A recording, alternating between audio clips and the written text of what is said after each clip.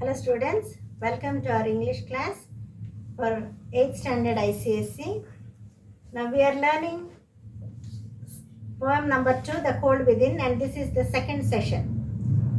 First session we have seen how different people have withheld their log of wood in their hand without contributing to the dying fire so that they can keep the fire going. Let us continue with this poem on page 12. So here we have seen how people are having their own prejudice and how they are discriminating others on the basis of different religions, race or color, and they didn't want to help those people because they have ill feelings towards them.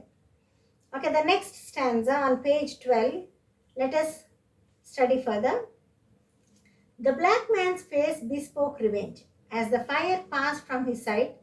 For all he saw in his stick of wood was a chance to spite the white. Okay, what are we learning? What can we learn here in this stanza? The poet tells us that the next man whose turn it was to contribute the log was a black man. Now this black man, it seems he looked at the people all around and he saw the white people. And he's thinking, why should I help these white people? Now in this fire, the fire was almost dying fire. But in the flickering light of that firewood, it seems the people could see the expressions of his face so clearly. Okay, the man's face bespoke revenge. Means they could see the expressions of this man even in that faint light so clearly. And what were those expressions telling? How much he hates the white people. Okay, he's thinking to himself, it seems, why should these white people have ill-treated us, the black people? Okay, they don't like us at all. So this is my chance to take revenge on them for the way they have ill-treated us, for looking down upon us like slaves.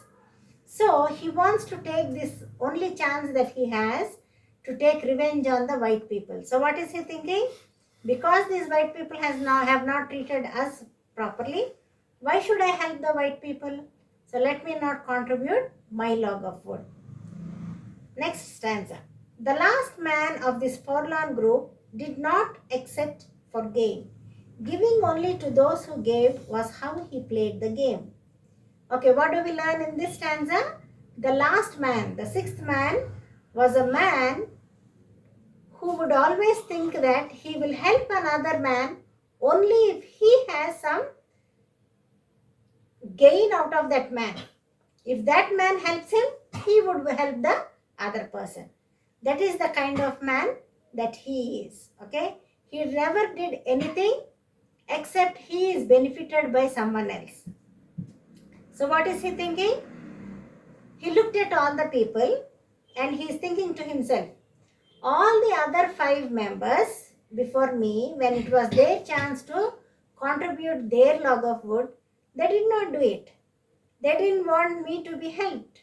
Okay, they didn't want me to receive any help from them. So when I am not benefited by them in any way, why should I do something to help them so that they will be benefited? Thinking so, he also did not want to contribute his part of the log. So if only he is benefited by others, he would help others. If not, he will not do anything to help the others. So this is how this man played his game. Now let us go to the last stanza. Their logs held tight in death's still hands was proof of human sin. They did not die from the cold without. They died from the cold within. So all the 6 people having ill feelings towards one another, basing on different reasons, what did they do? They did not, none of them contributed the firewood to the dying fire. Then what will happen naturally? The fire will go off, isn't it? The fire will die off. Or the fire completely went off and the night was cold again. The room became cold again for them. So by the time it was morning, what happened? These people could not bear the cold weather. And so what had happened? They had to lose their lives. All of them lost their lives by morning. Okay, so the author is telling us here that these people did not die because of the cold weather that is outside, but they died because they have cold within their heart. Now, did you understand the title of your poem, The Cold Within? So, here he says, now what is the cold in the heart? That is their discriminations, their ill feelings towards others. Instead of thinking that they all are human beings and they have to help one another when they are in need, whatever little help that they can extend to the other person that is next to them. If they could have done a simple thing, after all, it's a log of wood, nothing very precious. But for that moment, it was supposed to be contributed so that everyone will be benefited by it.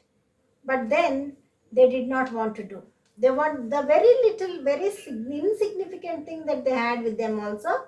They wanted to held tight onto it. They didn't want to part with it just because they didn't want someone else to be benefited by it. So that is the coldness in their hearts. The cold within is this kind of ill feelings and not having the attitude of helping one another. This is the cold that is in their hearts.